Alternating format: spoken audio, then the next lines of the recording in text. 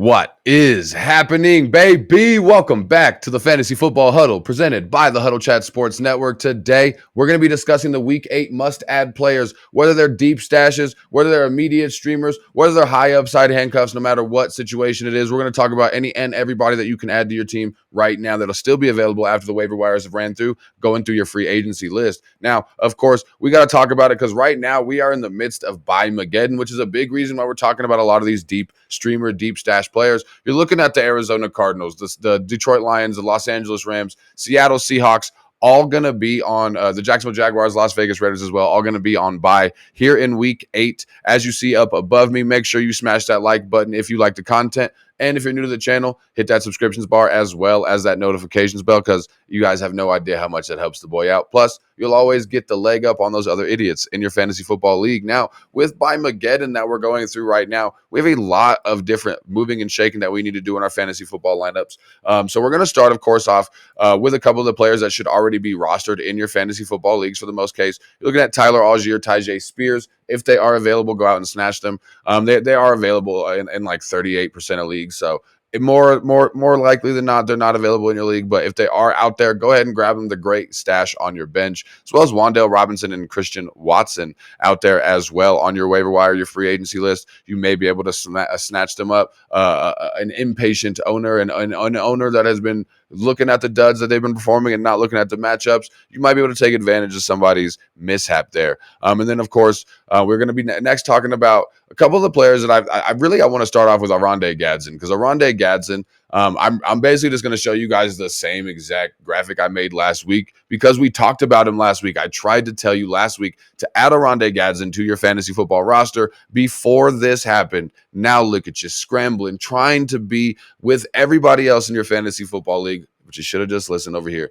to Fantasy Football Huddle. But that's okay. That's why we're watching this video. But Orande Gadson is a rising talent, as we saw what he got last week with 164 yards against the Indianapolis Colts. Now, you can't expect that every week now, but that does show you he has a fairly safe floor and a damn high ceiling. You're looking at Orande Gadson as being somebody that I would immediately add to my roster if I had the availability. If he is available in your league, you go out and you get him right now. Now, as far as the running backs we want to add to our list, we're going to be looking at Kyle Monangai first. First and foremost, a lot of people have been talking about him. You've probably heard a lot about him this week. He's a rookie in the Chicago Bears offense right now. He's the clear number 2 running back behind DeAndre Swift, and he's been even outsnapping the former starter, Roschon Johnson, in this offense. The Bears can clearly trust him. With Ben Johnson's history of running a 2 running back system, Monangai is now a premier handcuff that has independent value as a flex, and he has massive upside if DeAndre Swift ever was to miss time. We already talked about Tyjae Spears and Tyler Algier, so I'm going to kind of skip past that. And then you got Bam Knight from the Arizona Cardinals. He's really the only running back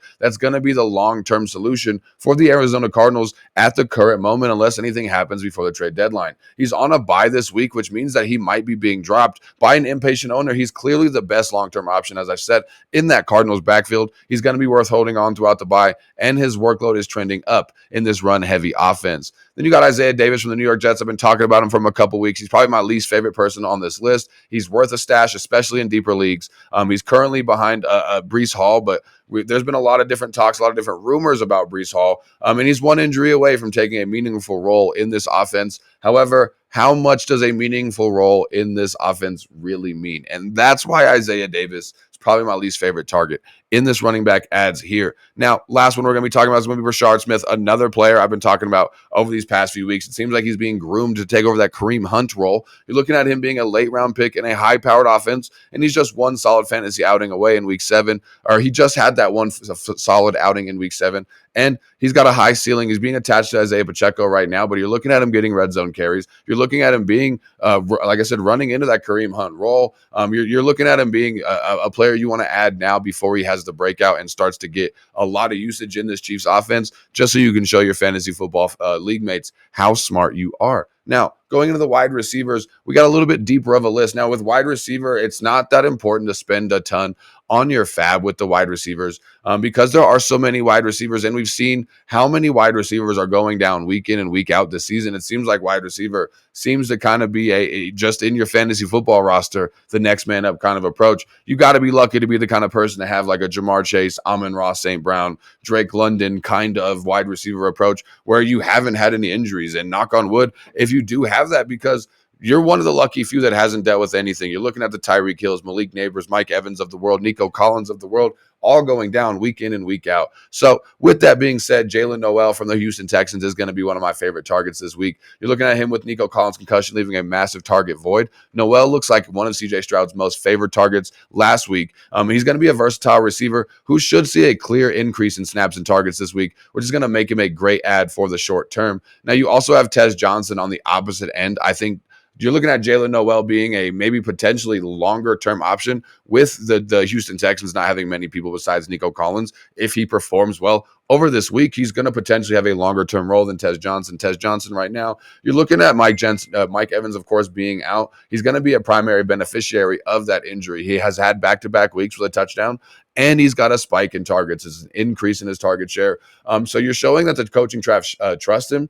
He can step into a significant role opposite of Chris Godwin, but it really is just dependent because you're looking at Baker Mayfield. We're going to talk about K-Dot in a little bit later. He's going to have a different approach than he has had with Mike Evans in this offense, which is why I have Tez Johnson lower. Then I have Jalen Noel. Now, the next wide receiver on the list is going to be Darnell Mooney. He returned from injury, led the team in targets last week, actually in receiving yards, not targets. But he does offer a sneaky flex appeal against the Dolphins secondary, which can be beaten deep. And if you're looking at him having that availability and the role that he had last week returning from his injury, I think he's only going to progressively get better. He's definitely a flex ad that you may be able to stream this week. And then Xavier Legette, you heard me talking about him previously. You're looking at Xavier Legette in the games that he played with Andy Dalton last season. He played absolutely phenomenal, a much different wide receiver with Andy Dalton than he is with Bryce Young. And while you're looking at Bryce Young being out for the short term, Xavier Legette is only going to have an increase in his target share, an increase in valuable targets, and an increase in red zone work with Andy Dalton out there at quarterback slinging it as the Red Rocket always does.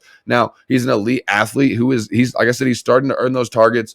He's a bet on talent and opportunity in a passing game that's just desperately in need of a playmaker. You're looking at Ted McMillan playing a great season this year, but he desperately needs a running mate. And Xavier Legette can be that guy, and Andy Dalton, I think, can get him going. Now, you're looking at Troy Franklin and Marvin Mims from the Denver Broncos. I think both wide receivers are going to be valuable pickups this week in a good matchup against the Dallas Cowboys. Essentially, this Cowboys-Broncos matchup is predicted to be one of the highest scoring games of the year so far. You're looking at it right now having an over-under of 50. So they're predicting a shootout. You really just want to get a piece of this. I do have a little bit more comfort in Troy Franklin than I do in Marvin Mims, but I think both are going to be good streaming options this week. You really just want to get a piece of it, like I said. And then you got Alec Pierce from Indianapolis.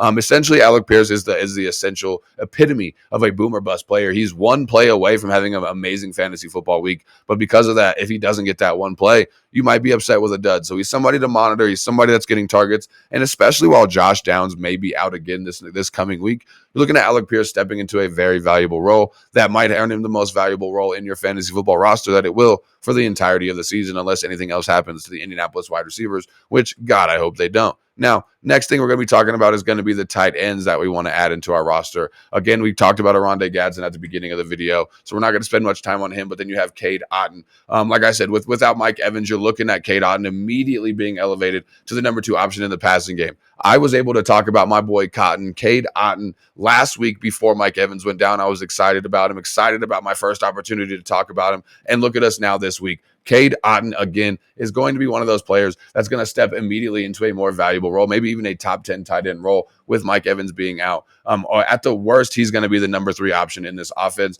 but he's shown he can step into a top 10 role when target competition is removed, and target competition has been removed before him. His week 8 usage, or his week 7 usage, does prove that he's going to see an uptick in targets, an uptick in usage in this offense without Mike Evans. And he's going to be a security blanket for Baker Mayfield without having that big, strong red zone target that Mike Evans is. Cade Otton should immediately step into and usurp that role. Now, I do want to talk about Dalton Schultz again. We're going to come back and talk about Colston Loveland. However, with Dalton Schultz, you're looking at him being, it's a similar situation with K-Dot, and that's why I want to move on to him next. Because with Nico Collins out, you're looking at Dalton Schultz immediately stepping in to a potential top 10 week, at least this week.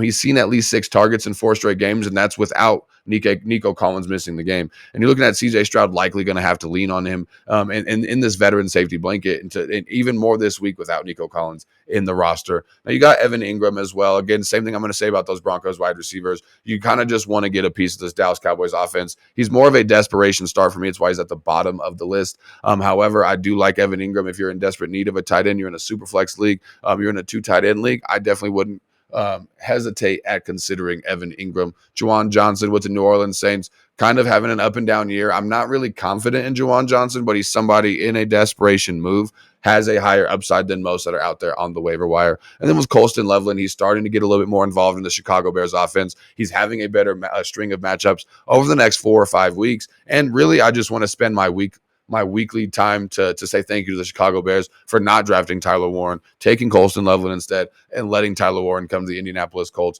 You might not get Tyler Warren ability out of Colston Loveland, but you do seem to have a potentially untapped ceiling with him in this offense, with how this offense has been under duress, with the matchups that they've had. Colston Loveland has really struggled to get things going, but I think coming down the line, he's going to start to get warmed up, going to start getting more targets, more involved in this offense, and he's going to be somebody that in a couple of weeks we may be talking about as a must-add player in your fantasy football roster. Now, to finish things off, of course, we want to talk about the quarterbacks. Right now, like I said, we have a lot of teams on bye. Hopefully, your quarterbacks weren't among them, but if you do need a starting quarterback, Jackson Dart is going to be my favorite of the list here, strictly because he has the most long-term ability. He has a safe floor with his rushing, but I do think he has a lower ceiling than some of these veterans that are underneath Jackson Dart. But however, I think depending on your record, depending on what you need, I would be more happy to have a safer floor and not have a quarterback that's liable to put up 7 points than having a potential to put up a little bit more points. But